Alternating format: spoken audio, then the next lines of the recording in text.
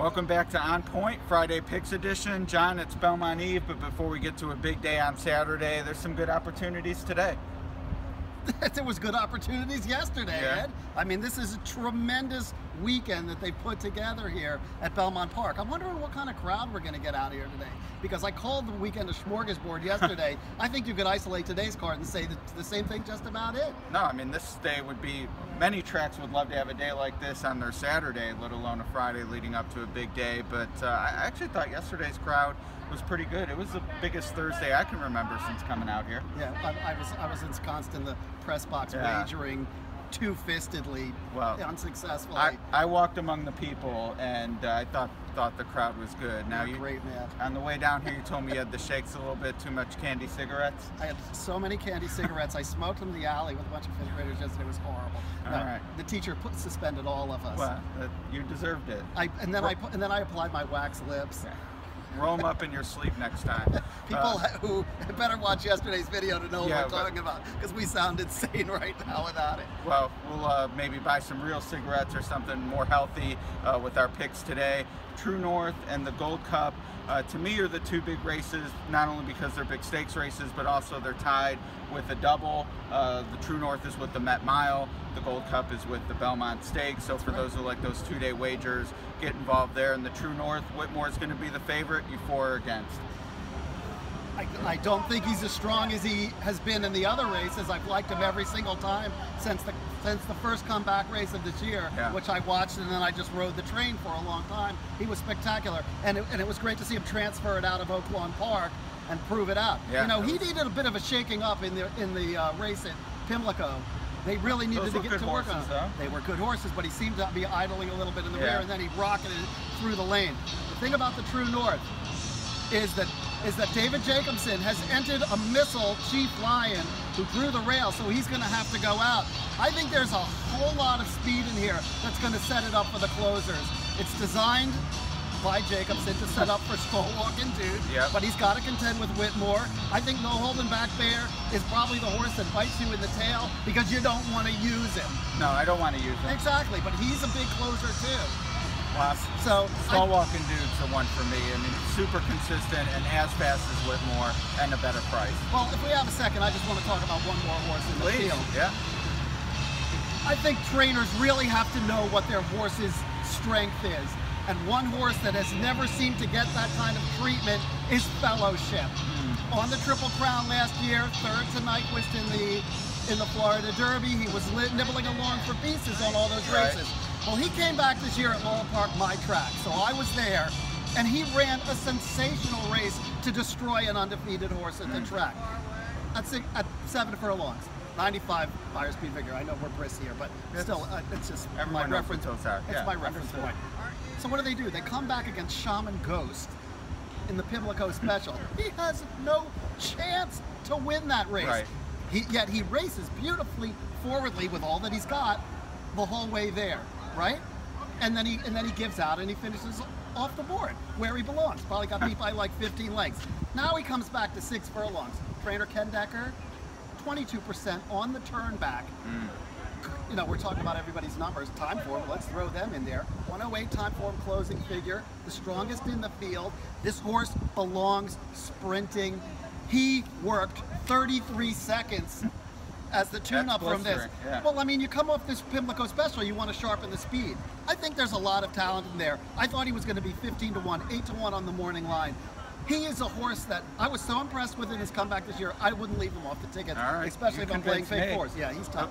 Passionate argument for John, and I'm going to believe it, especially you know, if I love the favorite, you know, maybe then you've already planted your flag, but I don't. So to me, why not? You know, someone like you likes him that well, and so you convinced me. Thanks. I just don't see a speed horse doing it as much as I love like Green Grotto, and I just don't see it. There's too much pace in there. All right, well, from a one-turn dirt sprint to a, I don't know, 3-4 turn, well, I guess here only 2-turn, 2-mile race. Is it 3 turns? I don't even know. At Belmont Park, I think 2 miles is a half trip around the track. They just start them on the training track and end up here. It's 2 miles. But the Gold Cup. I called Uber and they said it was too far to go around the track. So that's how big this track is. All right. Well, call Lyft. They'll take anyone. They trying to drum up the business. I want to see checks for these plugs, by the way. Yeah. Next time we'll get them on board ahead of time. But who are we on board in the Gold Cup? You know, initially, and I still might wind up going there. Look, here's something I want to say very clearly to people watching this. I'm a physical handicapper. I need to see the horses on the track before I make my final decisions. I recommend everyone learn how to look at horses. I'm not going to give any kind of tutorial here. Right. Learn how to look at the horses so you can switch off the one you don't like and get on the one that looks like he's ready to explode. It's a huge angle. So what I think we're throwing out here, I'm not really 100% sure on. However, I'm doing as much research as I could on this race. That horse, Red Cardinal, Andreas Waller, not only maybe the best trainer in Germany, but the only trainer I know in Germany, is coming over with this horse. He won, he's clearly talented. He won a Grade 2 leading up to this, second by a whisker to a very nice horse in a Grade 1, Group 1 last year. And he qualified for the Melbourne Cup. So it was a big deal that this horse qualified for the Melbourne Cup. But before he makes that trip in November to Australia, he comes here for this 2-mile race. And I said, well, this is going to be the winner. And the time form figures look great and all this kind of stuff. So I did a little more research. Andreas Waller has run 37 horses in North America, and he's only won 3 times. One of those wins was with Silvano in the Arlington Million. But that's not a great strike rate for me. No. So I got a little worried about him. So that's kind of my tepid pick right now. But even Aidan O'Brien's stats aren't spectacular. I mean, it's tough to ship and win. To me, 3-37 isn't great, but at the flip side, I think, well, he's done it before at least. It's not 0 for 10, where then it's like, And he won one of America's great races, the Arlington Million. So I think this is probably a test on how he travels overseas for them. It's a 2-mile race. It fits very nicely. If he's ready, he's going to be extremely tough. What's the Nicholas Essler horse that was in this race last year? Yeah. Now We Can. I can't remember. He would be my other one. I'm sorry, I'm drawing a blank. Oh, he's back in this year too, though. He's back in this year. He has. So I looked at the Briss numbers before this morning. His middle number for the speed was a 127. And I really can't recall seeing any horse in Briss with a 127. So he was the top Briss number. 127 is very powerful. I think it's going to be one of those two. All right. Now, for me, the number I like looking at for Briss is the class rating, which we actually do for some European races, and Wall of Fire fit on that. So that would be one I would throw in 8-1. And I think it's interesting for this Gold Cup, a lot of local jockeys getting up. They didn't bring over their international guys, which this is the thick of their Group 1 season, so I can understand. But to me, it's interesting. You get Florent Giroux and Julien Leparoux running 2-mile races here. I think they're worth watching.